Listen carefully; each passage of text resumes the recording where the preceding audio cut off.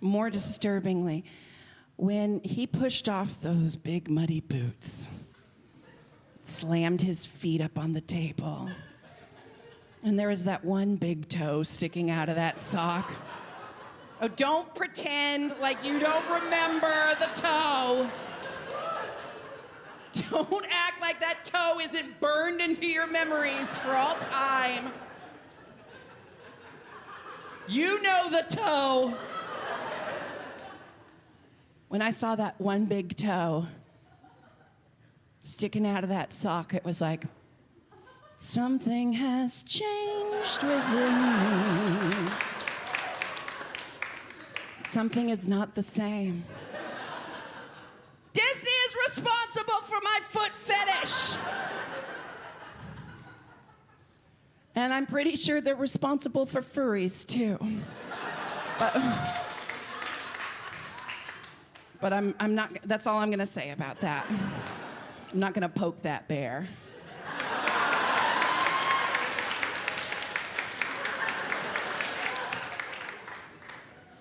Bear, get it? Because she was talking about furries.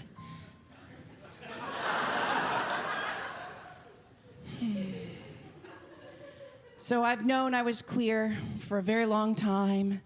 I've known I was gender queer for a very long time. I came out as non-binary in my early 20s, and I just get progressively femmer and femmer every year.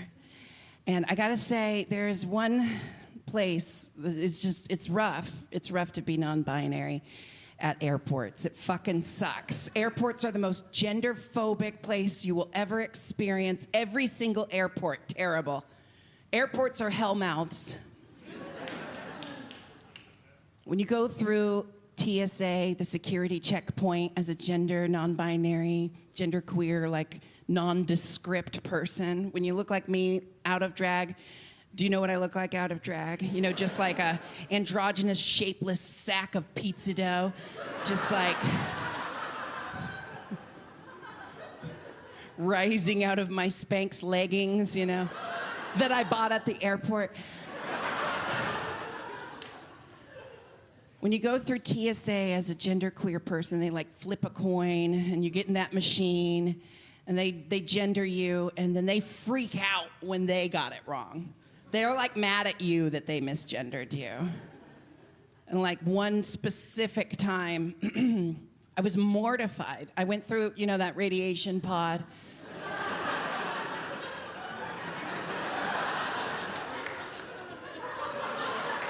No, there's nothing in my pockets. Just do it. Like you're taking a Silkwood shower in the middle of the...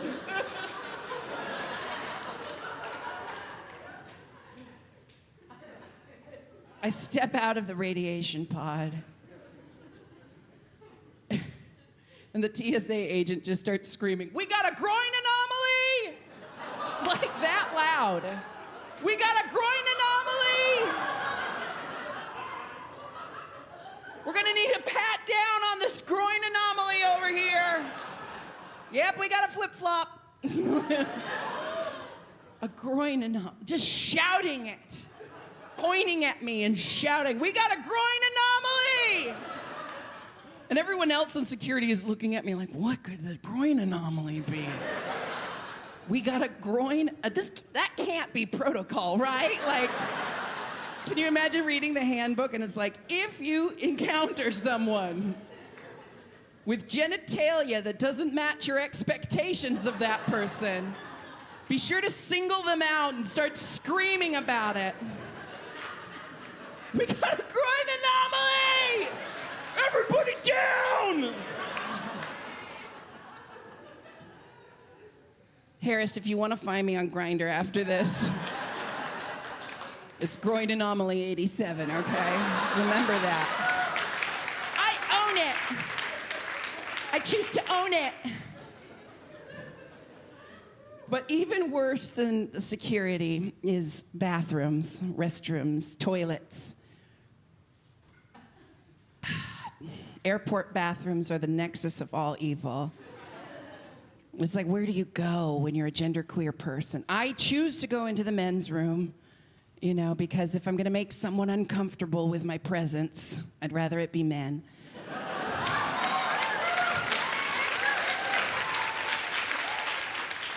So I use the men's restroom, you know, and oh my God, my favorite is I'm standing there washing my hands, singing happy birthday twice, you know, like the CDC says. I don't think I had ever washed my hands before the pandemic. Does anyone else feel like that? Like during the pandemic, I was like, what? Sing happy birthday? I've been doing it wrong for 34 years. So I'm washing my hands at the sink in the restroom, and, you know, the door will swing open, and a guy goes,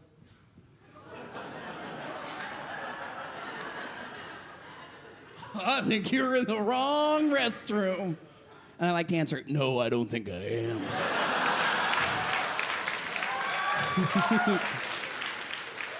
This is the men's restroom.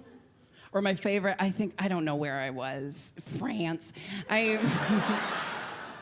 start walking into a very crowded men's restroom, and a guy followed me from the door to the stall going, no,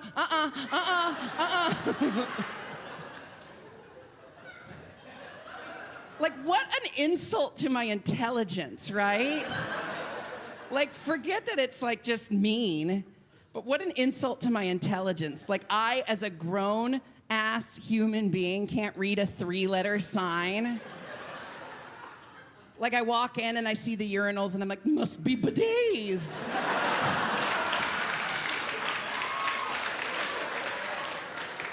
Like, I can't hear the cascades of red meat diarrhea sloshing out of these businessmen at the airport. It's astounding. They shit like they're cheating on their toilets at home. They go to the airport like they've been saving it up all month.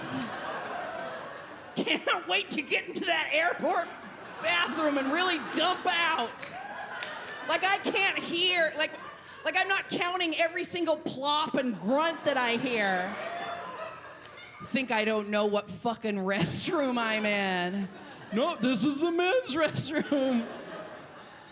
Duh. And it pisses me off. It pisses me off because they're insulting my intelligence, and I'm doing what the Republicans want. I'm going to the restroom I was assigned at birth. This is what they asked me to do. This is what they passed laws about. And then I'm doing it, and they're like, you can't be in here. Where do I piss?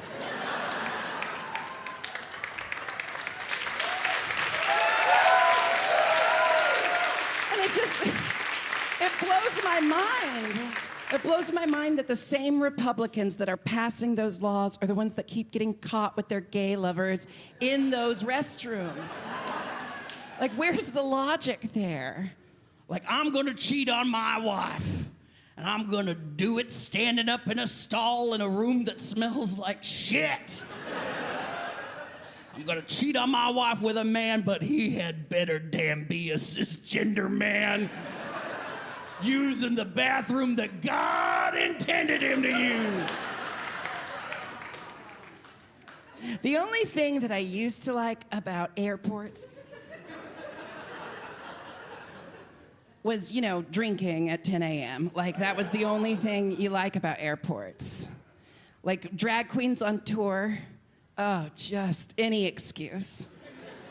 There's a 5-minute delay. Well, we better go to the bar. My liver's still on UK time, girl. And we make all the justifications. Like, it's a Bloody Mary. It's how I'm getting my fruits and vegetables in. It's practical. It's keeping the scurvy at bay. Now I don't even have daytime drunkenness to look forward to anymore because I know. Because I am actually 3 years sober from alcohol. Yeah. Thank you. That's so nice of you. That's what happens when I say that in America. I get applause. In the UK, I got booed off stage. And the concept of like clapping for someone for quitting something, you know, like, you stop doing it! It's the most boring accomplishment I've ever had. But I just can't tell you how nice it is just not to be dependent on a substance anymore.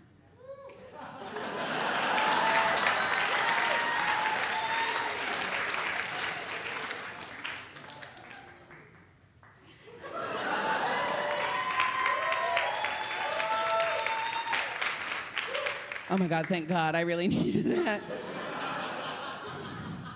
I don't know how I was gonna get through the show without that.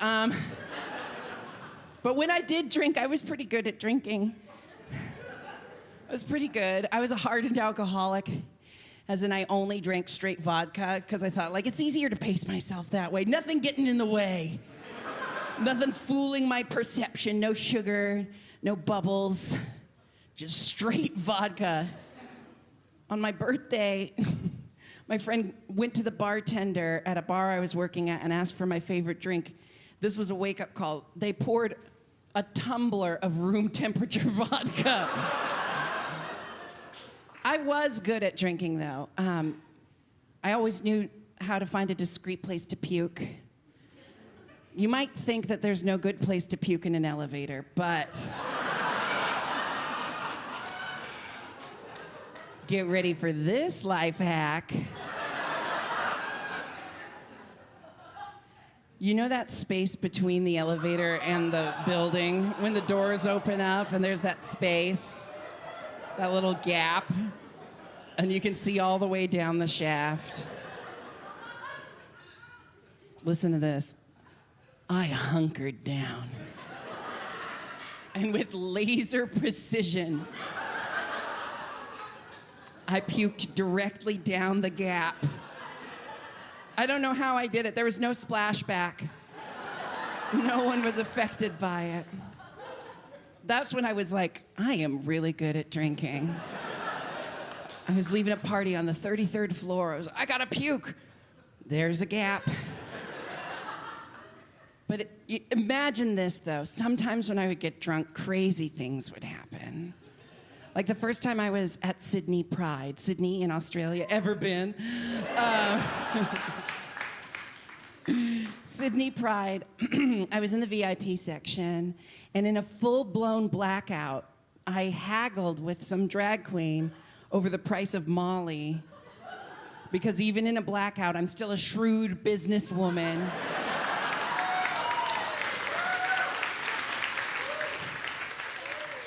So I haggled her down on her Molly. What a fucking monster, right? In America, I can get a Molly pill for 20 bucks.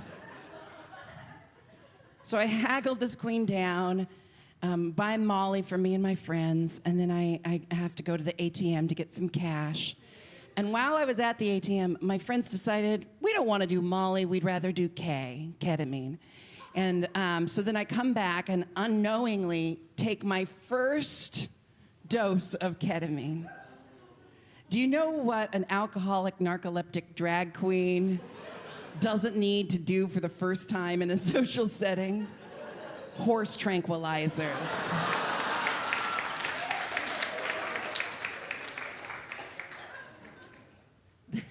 I was asleep on the couch for 6 hours.